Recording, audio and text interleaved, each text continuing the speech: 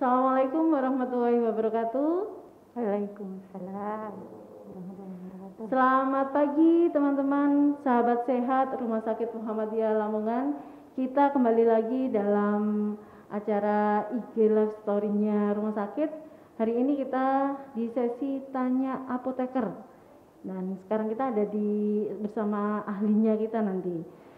Hari ini tema kita apa ya? Tema kita ini hari ini tetap bijak menggunakan obat di masa pandemi. Betul sekali itu. Kalau kita lihat suasana hari ini yang ramai bukan lagi pasar aja, yang ramai sekarang ini apotek-apotek itu semuanya lagi ngantri. Ya. Dan ini jadi fenomena baru. Kalau kemarin susu beruang yang panic buying, sekarang apotek-apotek itu obat-obat di panic buying. Kita kenalan dulu sama narasumber kita hari ini, yaitu bersama Mbak Ruli Juliandari. Beliau adalah sarjana farmasi dan magister farmasi klinik.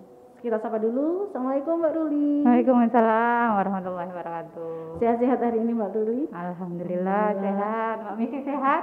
Alhamdulillah. Tetap ceria ya. Iya, luar biasa Mbak. Oke Mbak Ruli, tema kita hari ini sangat bagus sekali dan sesuai dengan apa yang kita alami hari ini, yaitu tentang kita harus bijak menggunakan obat-obat selama pandemi. Apa saja sih yang harus kita perhatikan kalau kita di masa pandemi ini? Soalnya teman-teman kita ya banyak keluhan, apalagi pancaroba kayak gini, keluhan batuk, pilek, panas. Terus kita harus membedakan mana yang ini saya ini kena COVID atau enggak. Terus moro-moro kita beli obat sabrek gitu tanpa konsultasi. Itu gimana ya Mbak? Apa yang harus kita perhatikan Mbak? Terima kasih. Assalamualaikum warahmatullahi wabarakatuh, sobat semua. Hari ini kita akan bincang-bincang tentang tetap bijak ya membeli obat di era pandemi seperti sekarang ini. Jadi yang perlu diperhatikan dalam penanganan COVID ya yang sekarang lagi viral, yang sekarang sedang dialami oleh masyarakat di Indonesia juga di dunia. Jadi yang perlu diperhatikan sebenarnya obat ini standarnya memang kita rujukannya tetap dari WHO ya Mbak. Jadi kita harus memberikan terapi pengobatan ini tetap sesuai rasionalitasnya. Artinya bagaimana sih pemberian obat yang rasional itu? Yang jelas obat ini diberikan kepada pasien yang tepat dengan dosis yang tepat pada kondisi klinis yang tepat dalam durasi waktu yang tepat pula. Jadi semua itu ada role-nya, ada pagar-pagarnya. Jadi kita tahu memang masyarakat tidak hanya di Indonesia, di dunia pun juga semuanya sedang panik ya. Ketika mengalami sesuatu berita di sosmed yang begitu meresahkan ya, sehingga masyarakat ini, oh ini terapinya untuk COVID A B C D, langsung dibeli. Kan enggak seperti itu juga ya kita menyikapi ketika ada berita-berita itu, sehingga masyarakat ini harus tetap dalam domain pengobatan ini tetap harus rasional. Rasional itu artinya obat ini diberikan pada pasien yang tepat sesuai kondisi klinisnya, dosisnya juga tepat, kemudian durasi pemberiannya tepat, aturan pemberiannya juga tepat. Kita juga waspada apakah dari obat yang diterima tadi timbul efek samping, begitu Mbak Misi. Itu ya yang harus kita perhatikan, harus diperhatikan di awal. Obat. Betul. Kalau kita salah obat ada ini enggak? Ada gangguan atau ada? Bisa. Jadi kalau misalnya dari awal ya salah obat karena memang diagnosis yang kurang tepat, karena masyarakat udah sekarang ini sepertinya sudah jadi dokter sendiri-sendiri gitu ya, mendiagnosa dirinya, wah ini aku sudah kena penyakit apa ya, karena memang begitu banyak ribuan informasi yang masuk ya, sehingga untuk memilah-milah itu juga masyarakat masih pada bingung. Yang harus diperhatikan memang ketika obat ini sudah sesuai indikasinya, maka haruslah digunakan sesuai indikasi itu tadi. Jadi sebelum melihat apa sih efek yang timbul ketika kita salah obat, kita berbicara dulu tentang kriteria kondisi ya Mbak. Oh, Jadi gitu. kan ada ya kriteria, kalau yang di COVID itu ada 4 kriteria. Oh iya betul, Nah, klasifikasi ya. nggih, Secara klinis klasifikasinya. ya itu. Betul. Dibandingkan secara klinis. Nggih, Iya. secara klinisnya itu misalnya yang pertama OTG, orang tanpa gejala. Dari hasil PCR-nya dia memang terkonfirmasi dia positif dengan nilai CT value sekian, tapi dia tidak ada gejala apapun. Nah, itu dia berarti OTG. Kemudian yang berikutnya adalah dia kriterianya ringan. Jadi kriteria ringan ini misalnya teman-teman yang sudah terkonfirmasi kemudian mengalami gejala demam, batuk, pilek fatigue, gitu ya. lemah lunglai ya, encoknya kambuh semua ya, dari atas sampai bawah kemeng-kemeng kabeh gitu ya Mbak ya. Itu kriterianya ringan. Itu masih ringan Masih ya. ringan. Kemudian bergerak ke kriteria sedang. Kriteria sedang di sana ada gambaran pneumonia. Jadi pneumonia di sini ya batuknya memang berbeda ya dengan batuk orang biasa ya. Kemudian ditunjang dari foto toraksnya, dia memang ada gambaran pneumonia dan lain Tahu sebagainya. pneumonia harus foto torak dulu. Betul. Nggak bisa, saya nggak bisa dari kayaknya batuk ini juga gitu ya, nggak bisa. bisa. Harus ditegakkan dengan toraks foto. Harus ada penunjangnya ya. Betul. Kemudian yang terakhir memang ada derajat yang paling mengkhawatirkan, yaitu derajat berat atau sampai kondisi pasien kritis. Jadi di sana memang pneumonia gambarannya berat, pasien desaturasi ya, sampai kondisi ARDS, akut respiratory distress syndrome ya. Jadi distress, jadi pasiennya memang adalah kondisi yang sangat mengkhawatirkan. Nah, dan itu obatnya berbeda-beda. Nah, betul. Dari klasifikasi itu betul. Ya. Kuncinya di situ. Jadi masyarakat nggak boleh waduh hasil swabnya sudah positif nih, terus langsung ngelihatnya nih, betul, ngelihatnya harusnya milih yang kategorinya sedang, kasih antibiotik tuh, kasih antivirus, kasih apa yang lain gitu ya. Padahal kalau OTG pilihannya ya sudah, kita aktivitas seperti biasa ya, makan makanan yang bergizi, cukup istirahat, cukup makan minum, kemudian multivitamin, itu aja sudah cukup.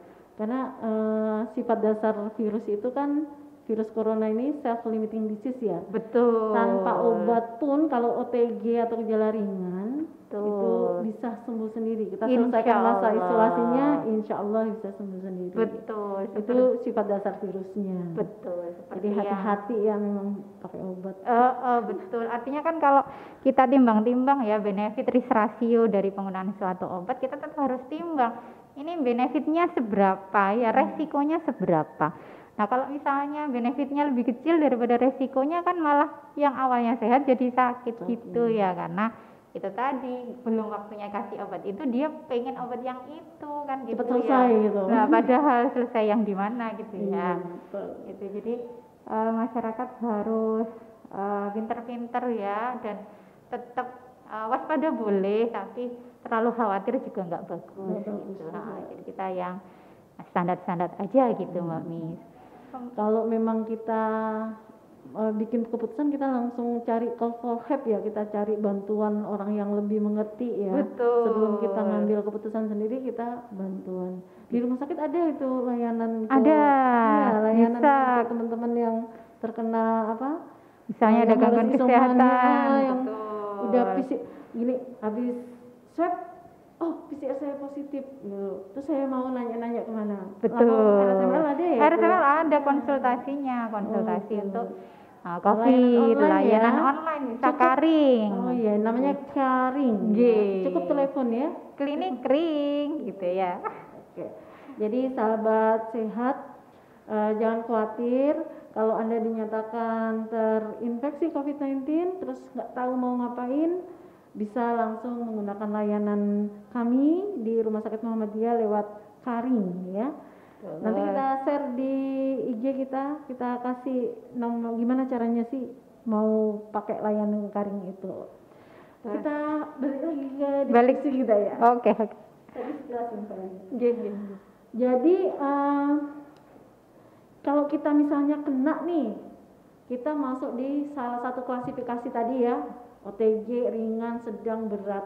Itu paling bagus kita konsumsi atau kita bijak itu obatnya yang apa aja. Misalnya kita OTG itu obat yang paling bagus dan paling aman buat kita di fase OTG itu apa aja, atau yang nanti yang sampai berat itu bisa dijelasin nggak Mbak? Iya, iya. Jadi untuk pemberian terapi pada pasien dari derajat OTG sampai berat itu di sana semua memuat tentang multivitamin, Mbak. Jadi multivitamin cuman memang nanti ada pilihannya. Jadi kalau misalnya OTG atau ringan ya dia bisa mengkonsumsi vitamin C. Vitamin C macamnya juga banyak. Ada vitamin C yang enggak mengandung asam, kan ada vitamin C nama lainnya asam ascorbat ya. Nah, jadi ada vitamin C non asidik, itu bisa dipakai sehari 3 kali, setiap minumnya 500 mg. Kemudian boleh pilih yang lain, vitamin C sediaan yang dihisap, tablet hisap gitu ya. Itu, yang merek mereknya sudah pada kenal lah pokoknya, ya. Pokoknya cara minumnya pakai dihisap. Cara makainya pakai dihisap. Tablet hisap itu bisa dikonsumsi setiap 12 jam. Artinya dia 2 kali sehari. Dosis 500 mg tiap menghisapnya. Jadi nggak boleh terus karena vitamin C ini dia obat bebas ya, beli di warung-warung juga ada, di supermarket juga ada. Kemudian ngendon di rumah, belinya sampai kartonan gitu ya, minum seharinya itu sampai 10 tablet, ya kasihan ginjalnya. Karena dia kasihan ginjalnya dan kasihan lambungnya karena dia asam ascorbat, jadi dia sifatnya ngikis lambung gitu. Itu jadi nggak bagus juga. Nggak bagus juga kalau nggak tepat kebanyakan tadi, Mbak. Prinsipnya tadi minum obat harus tepat dosis. Betul, tepat dosis, aturannya, frekuensinya, durasinya itu harus diperhatikan. Itu kalau OTG ya. OTG, vitamin C, kemudian pada kasus ringan bisa pilihan yang lain, sediaan yang mengandung beberapa vitamin. Jadi di sana ada vitamin B, vitamin C, zinc. Bisa juga ditambah vitamin D gitu. Vitamin D-nya yang disarankan yang tunggal. Jadi vitamin D itu dengan dosis 1000 mg, ada yang 5000 mg. Itu sehari cukup sekali aja, nggak perlu 2-3 kali. Ada sediaan juga yang bentuknya tablet hisap, tablet kunyah juga ada untuk yang vitamin D-nya. Vitamin E juga bagus untuk pasien-pasien yang ringan derajatnya. Jadi karena kita ketahui vitamin A, vitamin C, vitamin E itu dia juga bisa bersifat sebagai antioksidan, sehingga juga butuh diberikan pada kondisi yang seperti sekarang ini gitu. Itu untuk yang sudah terkonfirm ya. Betul. Kalau yang sehat-sehat aja ringan-ringan. Betul. Terus kalau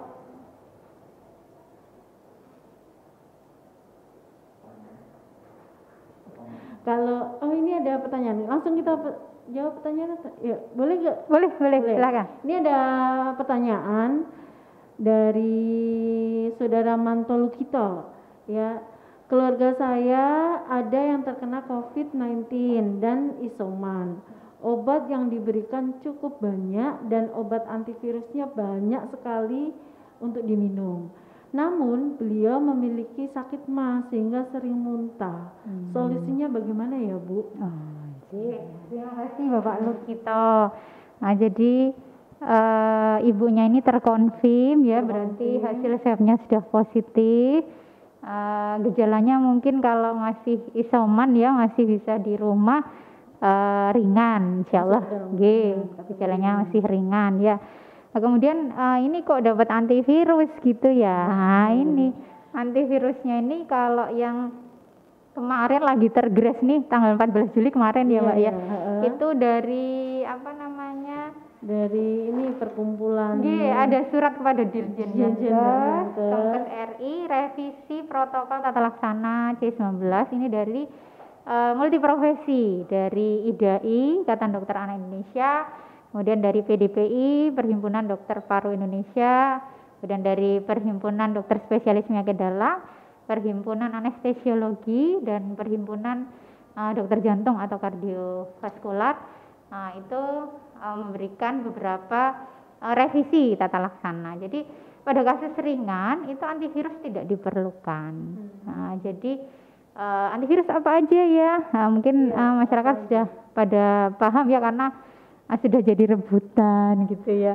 Aduh, aku beli oseltamivir di mana ini? Beli Avigan di mana ini? Padahal kalau kasus ringan tidak perlu pakai osel dan tidak perlu pakai favipiravir. Jadi yang informasi terbaru kemarin tanggal 14 Juli, jadi oseltamivir ini sudah tidak direkomendasikan memang pada kasus OTG ringan. Karena memang dia ada indikasi hanya untuk koinfeksi. Jadi ada infeksi yang menumpangi, di sana infeksinya adalah influenza, tipenya tipe A dan B. Jadi kalau untuk COVID sendiri ini bukan antivirus untuk COVID, untuk oseltamivir. Jadi betul. Kalau oseltamivir dulu Mbak, awal yang tahun berapa ya? Yang kita dihebohkan dengan SARS ya, flu burung itu ya, oseltamivir memang waktu itu pilihannya di flu burung itu tadi gitu.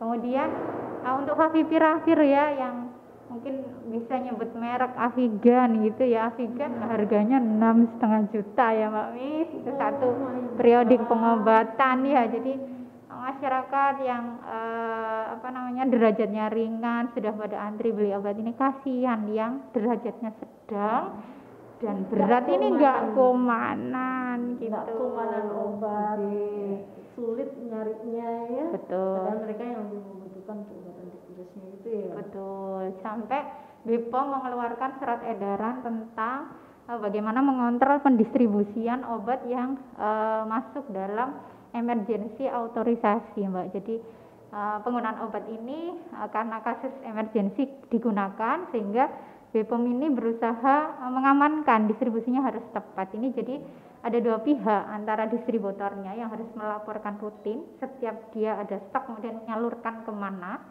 nah itu harus dilaporkan secara rutin. Begitu pula kami yang ada di fasilitas kesehatan seperti rumah sakit, apotik, klinik, kemudian yang ada di rumah sakit pelabuhan itu juga harus melaporkan kita penggunaannya untuk siapa aja gitu ya. Jadi memang itu yang harus diperhatikan. Untuk Pak Lukito tadi ya sudah mendapat antivirus banyak katanya ya. Mungkin nggak banyak Pak ya untuk yang kategori antivirus, karena antivirus yang ada di pasaran hanya oseltamivir dan favipiravir atau merek Avigan. Nah, jadi mungkin hanya satu sebenarnya, mungkin osel kalau saya tebaknya dapatnya. Kemudian banyak karena ada obat-obat yang betul, lain. ada item yang lain. Betul. Mungkin ada obat panas. Batuknya dikasih N-acetylcysteine ya, karena memang dia sifatnya mukolitik. Jadi mengencerkan dahak yang biasanya pada pasien COVID memang disertai batuk juga. Nah, itu bisa digunakan karena N-acetylcysteine itu dia ternyata juga bisa berfungsi sebagai antioksidan. Tapi harus dibedakan, untuk mukolitik itu penggunaannya cukup 200 mg setiap minum, sehari bisa 2-3 kali. Tapi untuk yang antioksidan sekali minumnya harus 600 mg. Sehari cukup 2 kali. Itu sedianya ada effervescent yang 600 mg. Kalau yang untuk mukolitik ada kapsul ya, langsung 200 mg. Jadi gitu. Mungkin solusi untuk Pak Lukito konsultasi lagi perkembangan dari ibu ya. Betul. Ibunya tadi kan mual-mual tuh dan obat banyak kayaknya nggak bisa masuk. Ini sebaiknya konsultasi ke pelayanan kesehatan, apa yang harus kita lakukan, obat mana yang harus diteruskan, mana yang harus dihentikan. Iya, dihentikan karena mengalami mual-mual. Betul, karena memang yang jelas memberikan efek mual muntah, jelas vitamin C yang diberikan adalah dosis tinggi ya Mbak ya, sehingga ini sudah bikin tidak enak. Kemudian misalnya terapi berikutnya, pasien sebenarnya tidak ada pneumonia tapi dapat azitromisin misalnya, itu efek samping yang mual muntah, juga perut sebah nggak enak, yang azitromisin. Oseltamivir juga di akhirnya osel maupun favi dia juga efek sampingnya ada di gastrointestinal. Jadi ya pastinya lambungnya semakin berat. Betul. Belum lagi dari proses infeksi, gejalanya, perkembangan dari penyakitnya ya Mbak. Kalau lagi di fase hari ke-5, hari ke-10 itu kan lagi serangan-serangan tuh, lagi benar-benar fase perburukan kondisi ya. Jadi memang harus bertahan gitu di fase hari ke-5 sampai hari ke-10 dari onsite terinfeksinya. Kita lanjutkan, tadi kita udah ngobrol di fase berapa ya tadi? Kayaknya obat-obatan di sedang. Kalau udah di sedang ya, sedang, masuk di sedang. Yang di sedang tadi kan pasien bisa ditegakkan diagnosa pneumonia dari toraks foto ya, dari toraks foto maupun dari laborat, ada leukositosis atau leukopeni. Nah di sana memang butuh yang disebut antibiotik tadi Mbak. Salah itu satunya antibiotik ya. Betul.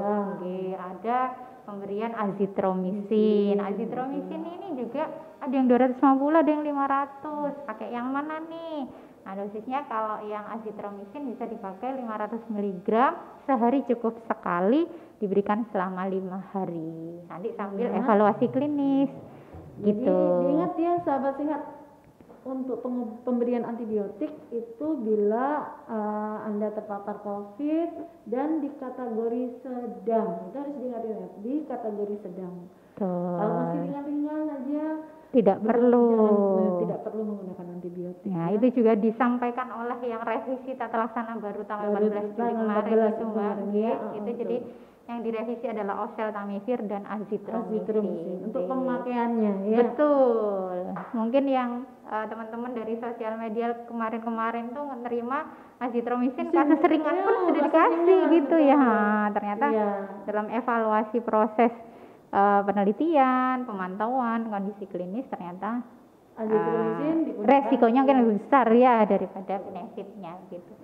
Karena juga dikhawatirkan ya Mbak, kalau misalnya penggunaan antibiotik ini kurang tepat, mungkin nanti COVID insya Allah sudah teratasi, tapi berikutnya adalah resistensi antimikroba. Terus kita pilih apa lagi pada penyakit pneumonia yang disebabkan oleh bakteri kan? Efeknya kalau kita salah penggunaan obat, salah minum obat, resistensi itu.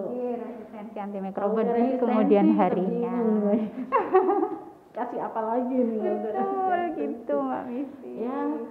Mudah-mudahan kita semuanya sehat. Ya, amin ya Allah. Semoga semua sobat sehat. Kalau keberat nih, sedang itu udah minta pertolongan ke ini ya. Iya.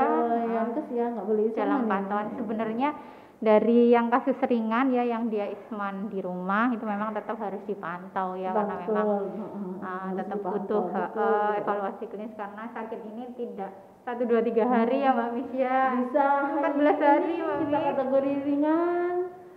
2 hari lagi kita masuk ke fase, karena kurangnya perawatan, kita bisa jatuh ke fase yang lebih tinggi lagi, yang klasifikasinya sampai berat. Harus dipantau memang, karena memang semua fasilitas kesehatan sekarang sudah pada penuh ya Mbak Mis ya, mau nggak mau ya memang akhirnya masyarakat harus bisa mandiri di rumah, tapi tetap dalam pantauan. Jadi bukan ditolak sama rumah sakit, tapi kalau teman-teman sahabat sehat apabila terpapar dan masih kasus ringan atau OTG, nah teman-teman bisa melakukan isolasi mandiri di rumah, pembatasan aktivitas ya, dan tetap prokes ya. Betul. Kalau kita isolasi di rumah harus kita jaga prokes karena kita punya keluarga dan kita harus jangan pergi-pergi.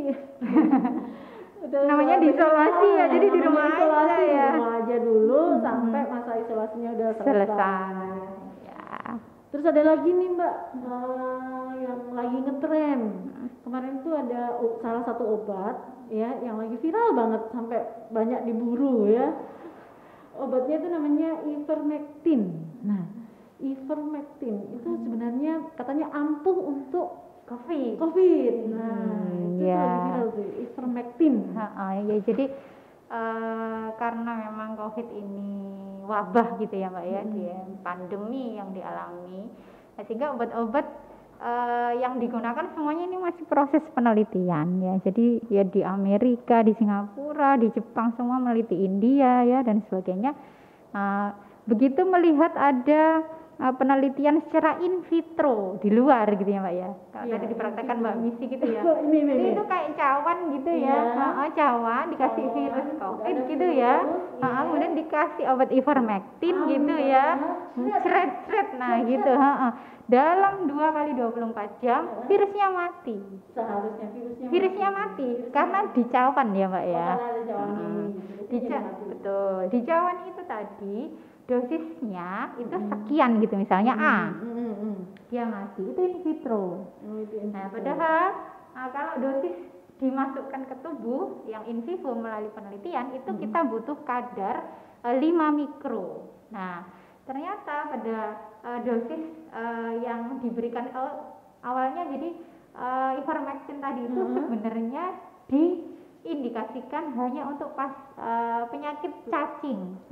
Jadi infeksi karena parasitnya yang cacing ini tadi. Cacingnya 2 macam, Mbak. Strongyloides sama satunya apa ya, Pak, agak lupa.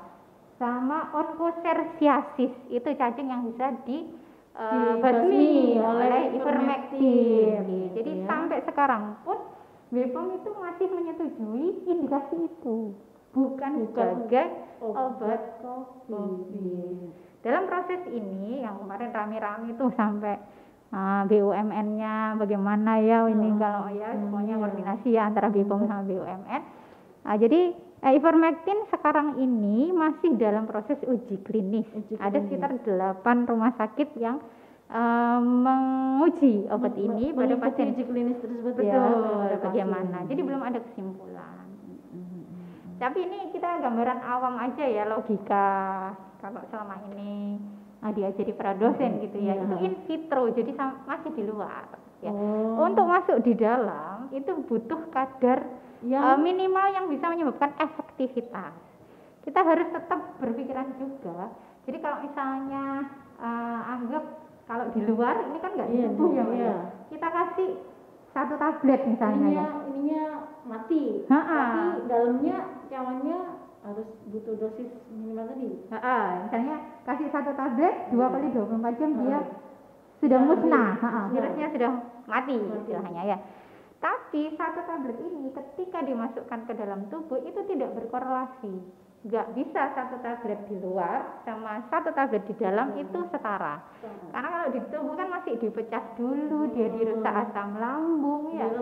Betul. Iya, dia bentuknya dalam ikatan protein. Ivermectin itu 90%, Mbak. Jadi kalau dia diikat protein 90%, yang bebas hanya 10%. Loh, tambah titik mana, Mbak Miss ya? Padahal kalau di COVID itu kan sasarannya adalah reseptor S2. Nah, sedangkan obat cacing itu tujuannya adalah dia bekerja maksimalnya di saluran cerna. Nah, padahal di saluran cerna kita di sana nanti kan juga ketemu bahan-bahan yang lain. Apakah dari saluran cerna kemudian dia ke saluran nafas itu langsung gitu ya? Padahal dosisnya harus jelas berapa kalinya. Itu kalau bayangan kita aja ya. Betul. Itu jika awam aja ya. Sehingga obat ini untuk saluran pencernaan. Bisa dia untuk di saluran nafas, sarang COVID yang ada di saluran nafas. Betul. Kemudian beberapa halangan yang harus dilalui gitu ya. Artinya kan masih banyak proses ya. Nah, kemudian yang berikutnya dosisnya itu tadi ya Mbak ya. Jadi untuk mencapai 5 mikrogram itu tadi itu butuh sampai 250 kalinya dosis yang di in vitro. Nah, terus kok itu berapa kali itu mati apa uangnya ya Mbak Miss ya? Saking banyaknya dosis yang harus dibutuhkan untuk mencapai efektivitas itu tadi. Betul. Jadi memang masih uji klinis itu ya. Betul. Jadi memang tidak ini ya tidak menyalahkan masyarakat yang karena kepanikan tadi sehingga karena ada informasi itu. Betul. Jadi sekali lagi ke sahabat sehat, kalau ada informasi apapun itu cross check dulu. Kita harus pintar-pintar memilah informasi ini benar atau enggak, masih ya kita harus cross check dulu kebenarannya. Kalau nggak bisa cross check, tanyalah ke para ahlinya. Seperti sekarang ini tanya ke apoteker ahlinya, apoteker ini.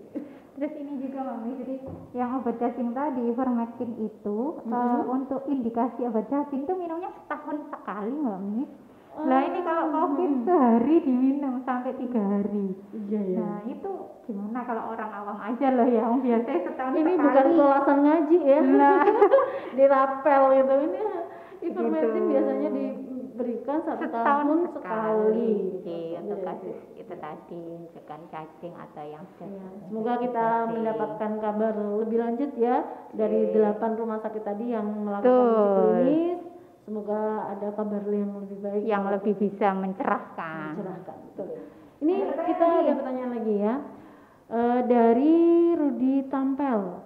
Bu, bila memiliki riwayat banyak alergi obat, khususnya antibiotik, bagaimana ya Bu, saya saat pasien tersebut mendapat azitromisin, apa ada alternatif pemberian obat lain? Oke. Sebenarnya mirip dari pertanyaan yang pertama tadi ya. Jadi untuk Mas Rudi Tempel ya. Mas Rudi Tempel harus dilihat dulu ya kriteria dari klinis pasiennya. Apakah memang ini sudah derajat sedang yang sudah ditegakkan dengan toraks foto, di sana ada pneumonia sehingga butuh diberikan antibiotik itu tadi. Kalau misalnya sudah tegak memang derajat sedang, toraks foto mendukung, artinya ada indikasi pemberian azitromisin ini. Nah, azitromisin ini efeknya tadi sudah saya informasikan, efek yang kurang menguntungkan adalah gangguan di GI tract atau saluran cerna ya. Betul. Mual, muntah ya, nyeri perut. Nah, itu gimana kalau pasien ini mengalami banyak alergi antibiotik. Jadi antibiotik nggak hanya azitromisin, ini salah satu aja. Azitromisin itu golongan makrolid ya.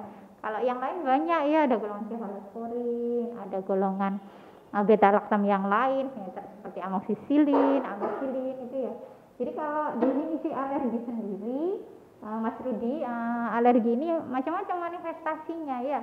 Ada yang manifestasinya hipersensitif di kulit. Jadi misalnya kemerahan, kemudian urtikari ya.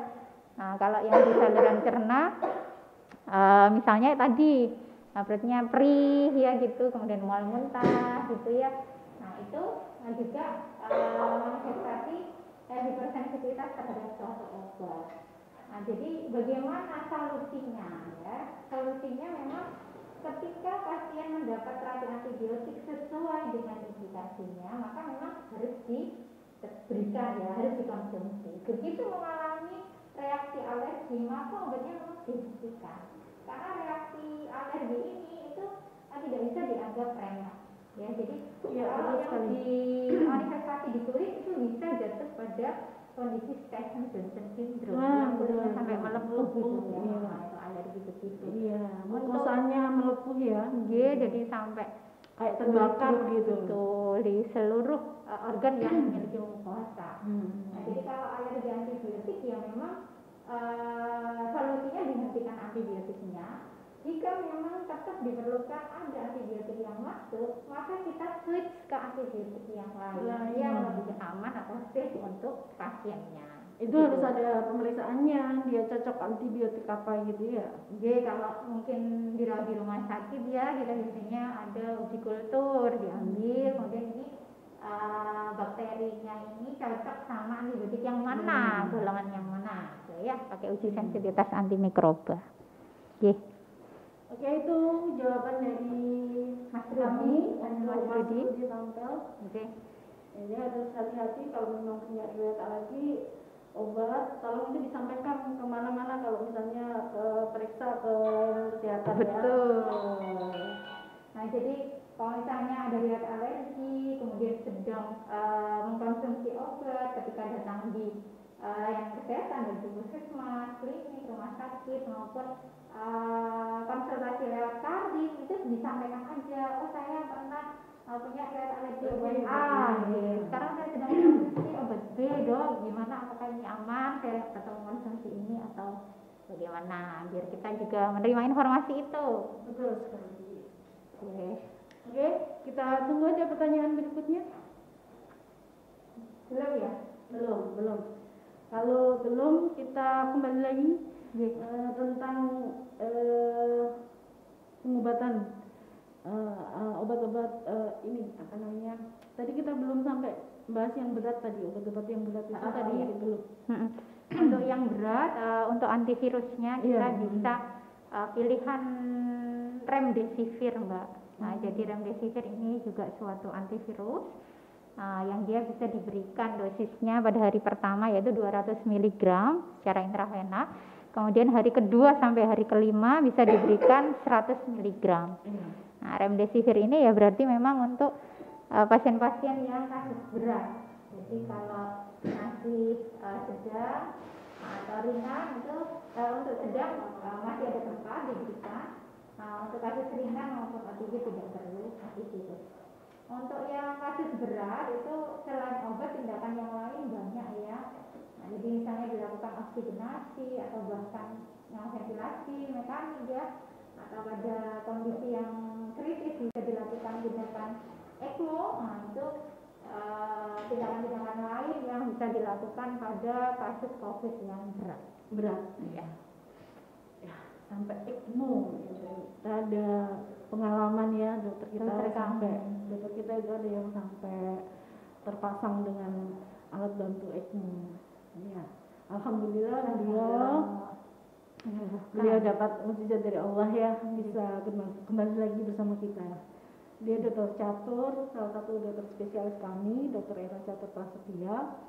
Dia dokter spesialis kesehatan jiwa. Dan sekarang sudah kembali lagi memberikan pelayanan di Rumah Sakit Muhammadiyah Lamongan. Bisa lewat daring ya beliau ya. Jadi sahabat sehat, jangan berkecil hati kalau terpapar COVID. Yakin teman-teman sahabat sehat bisa bisa fight ya. Memang virus ini harus dilawan. Cara melawannya yaitu dengan kita harus bertahan, kita konsumsi makanan yang bergizi. Kalau mual, muntah, nafsu makan menghilang itu udah dilawan aja ya. Itu cara kita melawan virus dan menjaga ketahanan tubuh kita untuk bisa bertahan.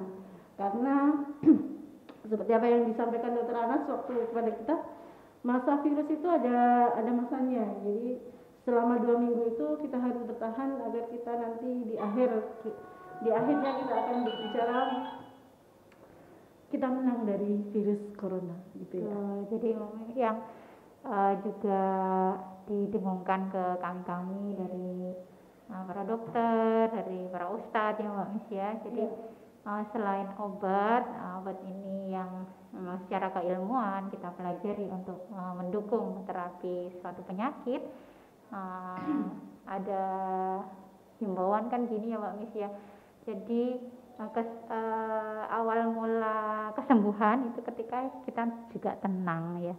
Jadi ketenangan itu juga salah satu faktor penyembuhan ya. Jadi tapi yang kepanikan atau istilahnya apa ya Mbak Miss kata-katanya itu ya, pokoknya itu ya kurang mendukung untuk penyembuhan, sehingga artinya kita menyikapi segala sesuatu itu harus tetap tenang tapi juga tetap berikhtiar gitu, dan semua diakhiri dengan tawakal gitu ya Mbak Miss ya.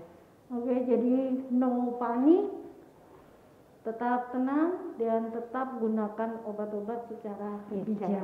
Ya. Oke. Ada lagi sebenarnya Mbak Miss yang jadi perbincangan ya mungkin, tapi ini di komunitas pelayanan kesehatan ya. Jadi selain ivermectin tadi yang obat cacing, ada juga colchicine.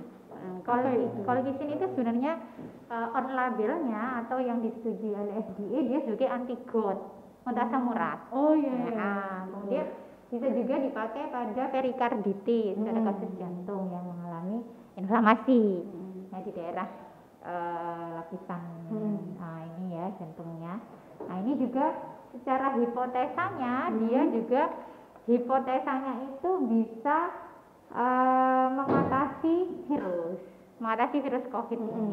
Jadi dari sisi antiinflamasinya dia. Jadi antiinflamasinya harapannya dia itu bisa menghalau badai sitokin atau badai inflamasi ya. Jadi kalau di sosmed itu juga pada berebut obat Actemra yang isinya tocilizumab. Nah ini colchicine ini juga harapannya dari hipotesis itu tadi juga bisa mengatasi badai sitokin yang terjadi. Namun sekali lagi dari penelitian namanya penelitian Col Corona, jadi hipotesisnya itu efek antiinflamasinya bermanfaat pada kondisi pasien yang mengalami badai sitokin atau badai inflamasi. Namun hasil uji ini tidak signifikan secara statistik dan belum dipublish dan dia juga belum dilakukan peer review, sehingga memang juga tidak bisa disebut sebagai obat COVID juga belum bisa gitu Mbak Mis untuk yang kolkisin. Jadi ini derajatnya setara kayak ivermectin, dia masih pada uji klinis. Jadi dalam proses pemantauan sih. Ya. Itu ya obat-obat yang sedang booming, sedang mana yang disarankan untuk ampuh membunuh virus COVID-19. Betul, karena memang semua ini dicari mana sih obat yang benar-benar efektif untuk mengatasi virus. Seluruh ini. Dunia sedang mencari yang paling ampuh gitu itu ya. Yang mana? Ini ada pertanyaan lagi dari Abu Gain. Pertanyaannya, setiap kali habis minum obat antibiotik, saya selalu sulit BAB. Ini termasuk alergi atau efek samping? Oke. Kayaknya kok nama Abu Gain nggak asing ya? Iya, salah satu teman kita ini ya. Ini dia netizen. Jadi untuk yang kesulitan buang air besar itu memang salah satu efek samping dari obat ya.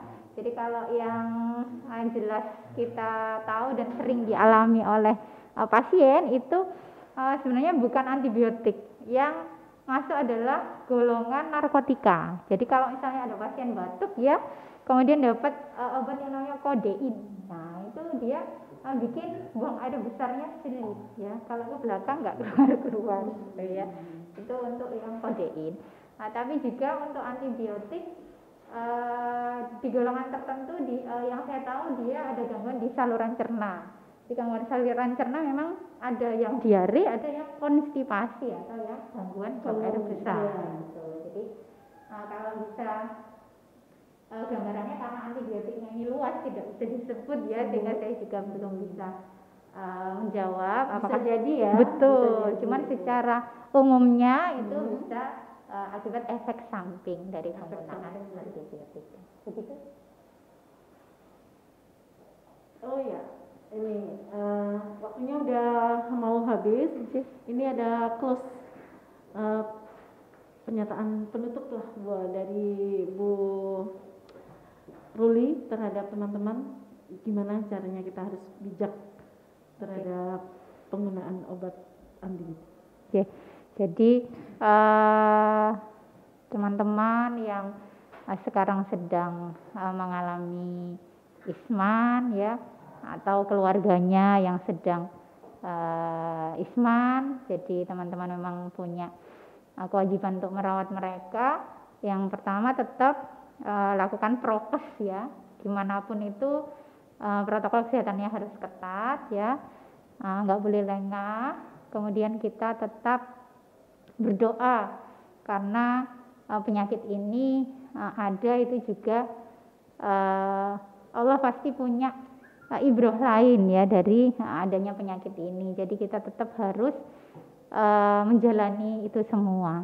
Jadi obat adalah suatu usaha manusia ikhtiar untuk membantu menangani penyakit ini. Tetapi di sisi lain ibadah-ibadah kita juga tetap harus lebih ditingkatkan ya. Dan hubungan sosial masyarakatnya juga tetap diperbaiki begitu. Dan yang terakhir nggak boleh panik buying ya. Teman-teman harus meluangkan sedikit ruang. Kalau saya beli obat segini banyaknya, apakah di sisi sana orang yang membutuhkan sudah mendapatkan obat ini atau tidak? Jadi belilah seperlunya sesuai dari rekomendasi para dokter dan selalu konsultasilah kepada para apoteker ketika mengalami reaksi alergi atau efek samping, atau hanya tanya seputar ini obatnya untuk apa, aturannya berapa, sampai berapa lama, monggo silahkan.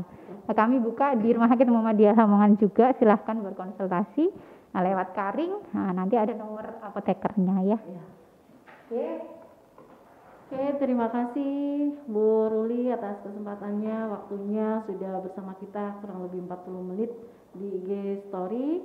Dan juga sahabat sehat Rumah Sakit Muhammadiyah Lamongan, jangan lupa follow akun resmi Rumah Sakit Muhammadiyah Lamongan di IG, Facebook, dan YouTube @rumah sakit RSM saya ulangi @RSM Lamongan. Terima kasih kembali dan jangan lupa nanti kita akan hadir lagi setiap hari Kamis di IG live story-nya Rumah Sakit. Assalamualaikum warahmatullahi wabarakatuh. Salam sehat Rumah Sakit.